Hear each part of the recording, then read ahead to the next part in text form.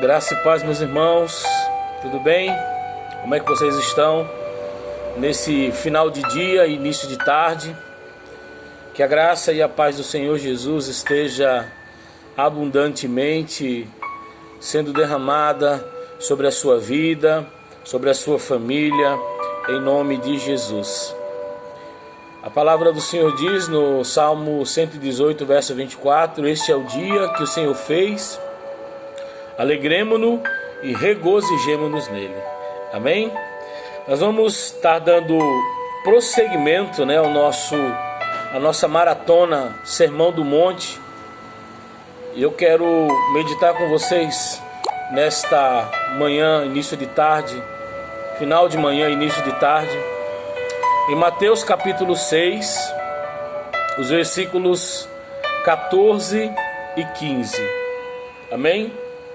Mateus capítulo 6, versículos 14 e 15, que nos diz assim a palavra do Senhor: Porque se perdoardes aos homens as suas ofensas, também vosso Pai Celestial vos perdoará a vós. Se, porém, não perdoardes aos homens as suas ofensas, também vosso Pai não perdoará as vossas ofensas. Amém? Oremos ao Senhor. Querido Deus, maravilhoso Pai, graças te damos pela oportunidade, Senhor, de mais uma vez estarmos aqui na Tua presença. Obrigado, Pai, porque as Tuas misericórdias se renovaram por mais esta manhã, Senhor. Queremos te agradecer pelo Teu imenso amor, pelo Teu incondicional amor derramado sobre as nossas vidas. Queremos mais uma vez pedir ao Senhor, Pai, a Tua providência em relação ao que está acontecendo no Brasil e no mundo. Pedindo mais uma vez, Pai Santo, que eu esteja visitando cada coração dos que estão em isolamento social, quarentena. Quero pedir ao Senhor que esteja ministrando cura no coração das pessoas que estão acometidas dessa enfermidade, que elas sejam curadas em nome de Jesus. Também pedindo ao Senhor que esteja consolando os corações das famílias enlutadas, Pai. Tem sido muito triste. Mais uma vez orando ao Senhor pelas vítimas da enchente em Santana do Ipanema.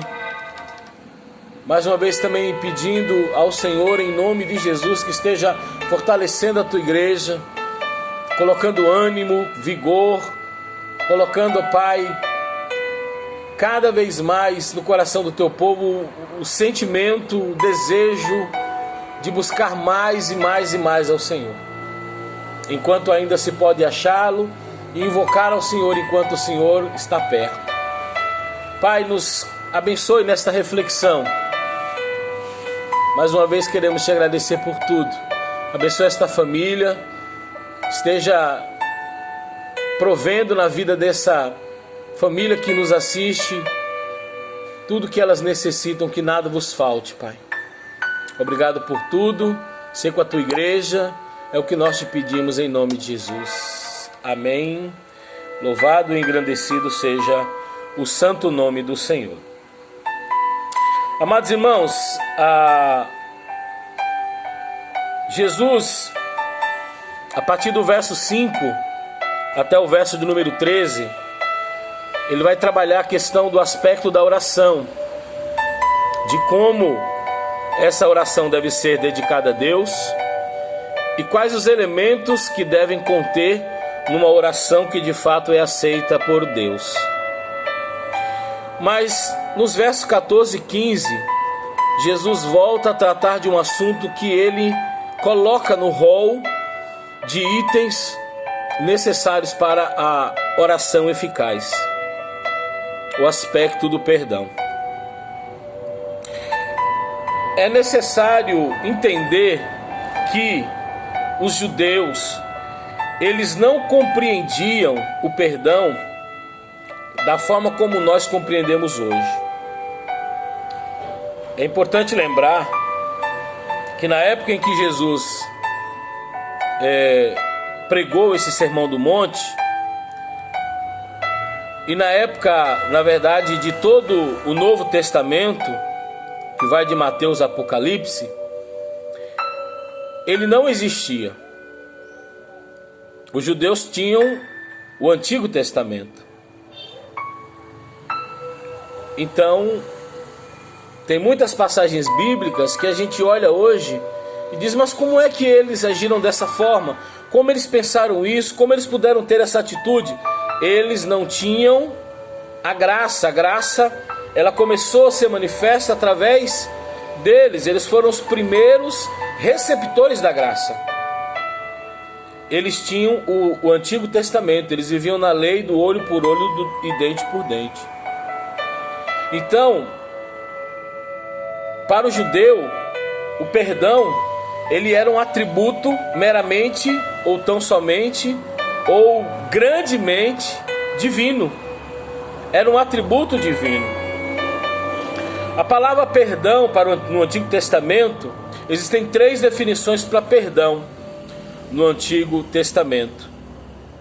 A primeira definição você encontra no Salmo 103, verso 3, tá? Que eu vou ler rapidinho aqui para os amados irmãos.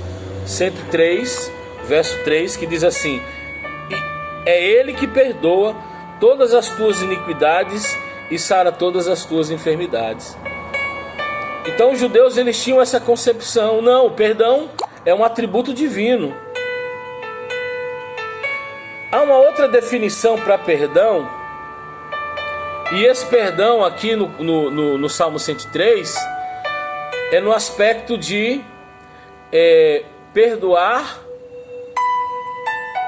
zerando a nossa conta, perdoar no sentido de que o nosso pecado, ele não vai ser mais em momento algum contabilizado.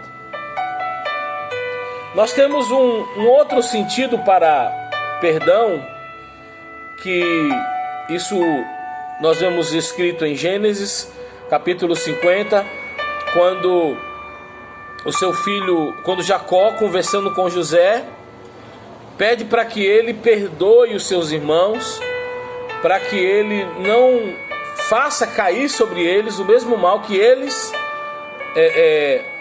impuseram sobre a vida de José.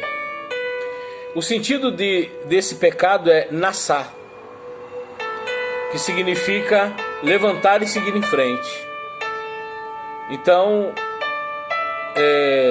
Jacó, Israel, estava dizendo para seu filho José: levanta e siga em frente.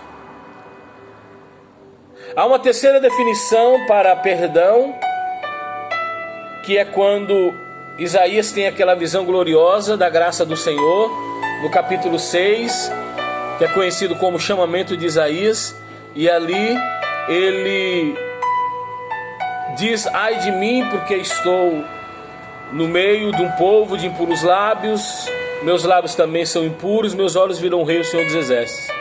E aí o momento em que o anjo do Senhor vai até o altar com uma tenaz, e na ponta uma brasa viva, toca na boca de Isaías e diz: perdoados estão os teus pecados, a tua iniquidade foi retirada. Então esse perdão no sentido moral, no sentido de que quando o ser humano tem essa consciência de perdão verdadeiro, genuíno, o Senhor perdoa. Essa é kafar. E está em Isaías capítulo 6, verso 7. Vindo para o aspecto da graça no Novo Testamento, as definições mais usuais para perdão no grego é afiei-me,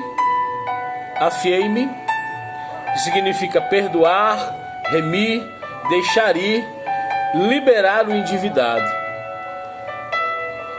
Esse é o verbo, essa é a palavra usada aqui no verso 14 que nós acabamos de ler. Porque se perdoardes as vossas ofensas ou as vossas dívidas, também o vosso Pai Celestial vos perdoará a vós. E a segunda definição para o perdão é charizomai,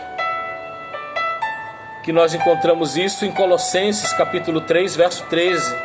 Perdoar, conceder favor ou graça, livrar, apagar a dívida.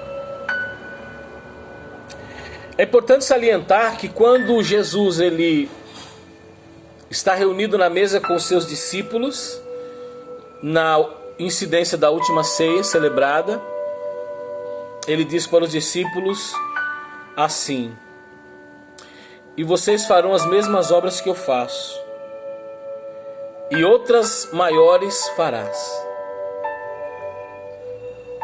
Portanto, nós entendemos hoje, na graça, no aspecto da graça, que o perdão, ele é um atributo divino que o Senhor Jesus nos perdoou e nos deixou o desafio, a oportunidade de, ao fazermos as mesmas obras que Ele e até outras maiores, sabe-se lá que obras seriam essas? Porque como fazermos as mesmas obras que Jesus fez? E que dirá outras maiores? Mas o fato aqui, meus amados irmãos, é que o Senhor Jesus deixou o perdão para que eu e você pratiquemos. E Ele diz: se perdoardes os homens, também vosso Pai vos perdoará. Mas se você não perdoa, se o teu coração está embrutecido, por mais que a pessoa tenha te magoado, tenha te ferido, como você espera o perdão do Senhor, se você mesmo não perdoa? Deixa eu te falar uma coisa muito interessante a respeito do perdão para a gente finalizar essa reflexão. Perdoar não é esquecer.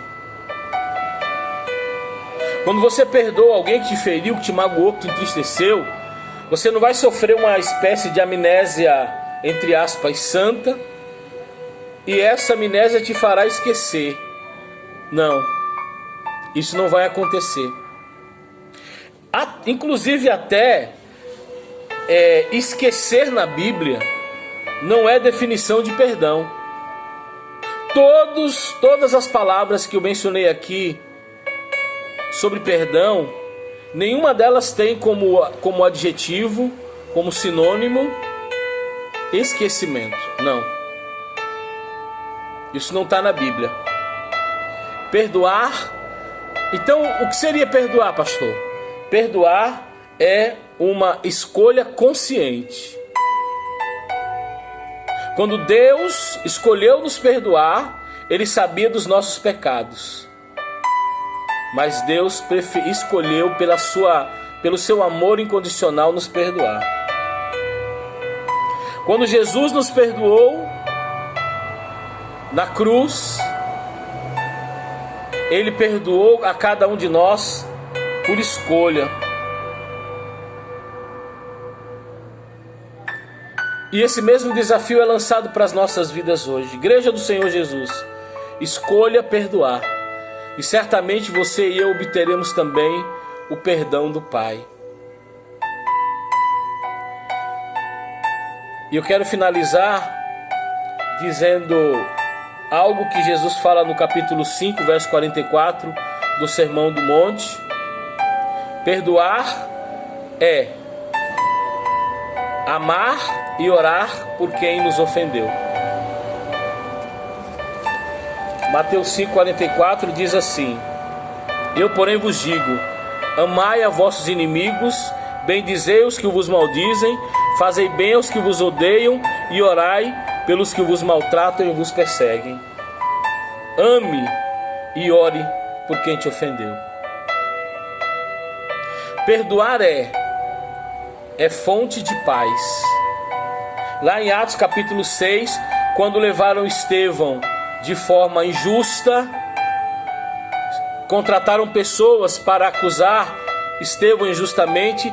Enquanto ele discursava, as pessoas olhavam para o olhar de Estevão e viam nele o aspecto de anjo. Sabe por quê? Porque por mais que ele estivesse ali sendo acusado, e o que acontece com ele depois desse episódio é terrível, ele vai ser apedrejado, mas o coração de Estevão estava em paz, a ponto das pessoas olharem para ele e o seu rosto ter o aspecto angelical. E ainda falando de Estevão, perdoar também é um sinal de força. Mas não de força abrupta, mas de força em Cristo, de força no Espírito. Quando Estevão já quase à morte, ele olha para o céu e tem uma visão dos céus abertos, e ele vê o Senhor sentado no trono, e ele diz: Pai, perdoe-os, não lhes faça cair sobre eles esse pecado. Perdoe. Eu não sei pelo que você tem passado, eu não sei como que essa palavra ela vai chegar até você, mas em nome de Jesus, perdoe. Porque assim como você perdoa, assim você também será perdoado. Que o Senhor te abençoe e te guarde, em nome de Jesus. Oremos mais uma vez. Pai Santo, muito obrigado por esta palavra nesta manhã, finalzinho de manhã, início de tarde. Que teu Espírito Santo nos conduza a perdoar. Pai, nós não conseguiremos seguir em frente se o nosso coração não estiver livre para perdoar. Que possamos perdoar, porque assim também seremos perdoados, Pai. Que esta palavra, Deus, encontre morada em corações que talvez estejam amargurados, embrutecidos, entristecidos, desanimados, abatidos, porque não estão conseguindo perdoar. Mas em nome de Jesus, que o Teu Espírito Santo nos traga essa consciência e que possamos livremente escolher perdoar. Abençoe o Teu povo. É tudo que nós pedimos, agradecidos ao Senhor por tudo. Em nome de Jesus, amém e graças a Deus. Que o Senhor te abençoe e te guarde, em nome de Jesus.